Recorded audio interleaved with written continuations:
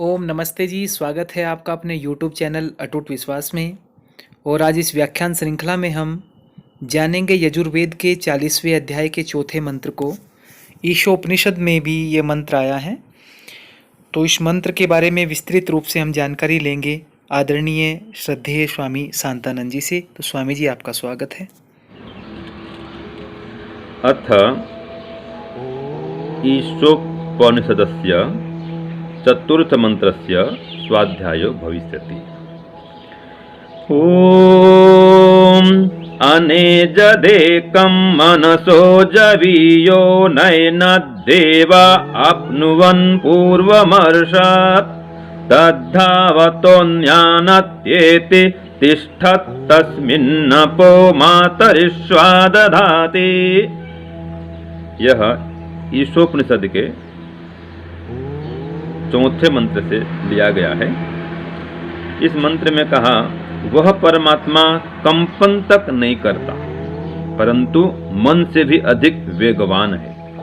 इंद्रियां उसे प्राप्त नहीं कर सकती, परंतु वह इंद्रियों से भी पूर्व वर्तमान है। वह ठहरा हुआ ही अन्य दौड़ते हुओं को पीछे छोड़ देता है। उसी के कारण वायु, जो स्वयं हल्की है, अपने से भारी जल को उठा लेती है। तो ये चर्चा आती है उपनिषद में, और यही बात है, यही मंत्र है यजुर्वेद के 40वें अध्याय के भी अंदर। उसका मंत्र भी चौथा है, तो वहाँ पर भी ये उल्लेख आता है। तो हम देखते हैं कि ब्रह्म के अनंत होने से जहाँ जहाँ मन जाता है, वहाँ वहाँ से वो पहले ही ब्रह्म विद्यमान है। माने जहाँ मन जाए उसके पहले वहाँ परमात्मा विद्यमान है, वर्तमान है। तो उस परमात्मा का ज्ञान विशुद्ध मन से होता है। ये स्वामी दयानंद लिखते हैं कि चक्षु आदि इंद्रियों और अविद्वानों से वो देखने योग्य नहीं है। वह आप निश्चल हुआ सब जीवों को नियम से चलाता और धारण करता है। उसके अति सूक्ष्म इंद्रिय गम्य न होने के कारण धर्मात्मा विद्वान योगी को ही उसका साक्षात ज्ञान होता है, अन्य को नहीं। ये स्वामी दयानंद लिखते हैं। तो इसमें स्पष्ट हुआ कि वो जो परम पिता परमात्मा है, अनेजत, कभी कांपने वाला, हिलने वाला, चलने वाला, डुलने वाला नहीं है। एज्जिर कंपने धातु है, तो कंपायमान करना, कांपना माने गति करना, ये सब उसमें नहीं होता है। इज्जत माने कांपना, और अनिज्जत नहीं कांपना, नहीं चलना। तो परमात्मा कहीं जाता आता नहीं है, गति नहीं करता है, वो तो स्थिर है, एक रस है, लेकिन मन से भी अधिक वेग वाला है। तो कहा मनसो जवी वो। इसका मतलब क्या है कि हम जो सोचते हैं, जिसके बारे में सोचते हैं, जिस स्थान को याद करते हैं, वहाँ परमात्मा पहले से विद्यमान है। हमारे सोचने के पहले परमात्मा वहाँ पहुँचा हुआ है। तो परमात्मा मन से भी गतिमान है। ये एक उदाहरण दिया। फिर कहा नैनद देवा आपनुवन। इसको परमात्मा को देव माने इंद्रियां भी होती हैं, विद्वान भी होता है। देव माने अनेक अर्थ होते हैं। देव माने जो देता है वो देव, विद्वांस होवे देवा, वो भी आता है। लेकिन यहाँ पर लेंगे दिव्य गुणयुक्त जो मन है, इंद्रियां हैं।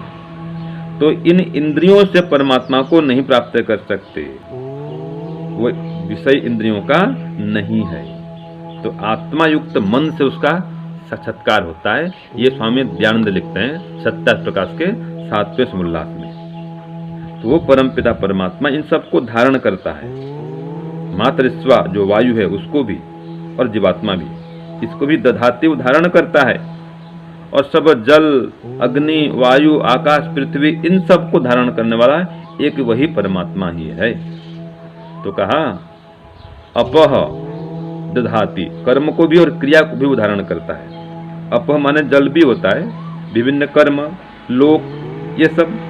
तो इन सब को परमात्मा धारण करता है। तो तात्पर्य यह है कहने का कि परमात्मा कहीं भी जाता आता नहीं है, कहीं चलता नहीं है, फिर भी वो सबको धारण किया हुआ है।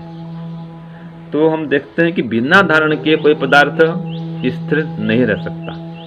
जैसे हम किसी कुर्सी पर बैठते हैं तो कुर्सी हमको धारण करता है। कोई मेज है, कुर्सी है, कोई आसन है, पलंग है, ये हम धारण करते हैं। धरती हमको धारण कर रहा है, धरती को जो सूर्य है वो धारण कर रहा है, फिर जो सूर्य है उसको, उसका जो सौरमंडल है वो धारण करता है। तो ये सब जो पदार्थ हैं, ग्रह नक्षत्र पिंड, ये सब सौरमंडल, अनेक प्रकार के आकाश गंगाएं, इन सब को कौन धारण करता है? वो परमात्मा। जैसे कि एक छोटा सा बेटा अपनी माँ के गोद में आराम से बैठा रहता है, सो भी जाता है, तो माँ उसको धारण करती है। इसी प्रकार से ये सारा विश्व ब्रह्मांड ईश्वर के गोद में तो है, ईश्वर के अंदर तो है, परमात्मा इसको धारण किया हुआ है। वो परमपिता परमात्मा विराट पुरुष है। तो अनंत परमात्मा वही सब संसार को धारण करने वाला है, वही पालन करने वाला है, वही विनाश करने वाला है। ऐसे परमात्मा के हम शरण में आएंगे तो सुखी और संतुष्ट और आनंदित हो पाएंगे। उसी परमात्मा को जानेंगे तो जन्म और मरण से छूट पाएंगे। तो उस परमात्मा को प्रत्यक्ष कर सकते हैं समाधि की अवस्था में। तो उस समाधि की अवस्था को प्राप्त करने के लिए हम प्रयत्नशील हुए, विद्वान बने, धर्मात्मा बने, योगी बने। ये स्वामी दयानंद अपने भाष्य में लिखते हैं। ओम शांति ओम शांति।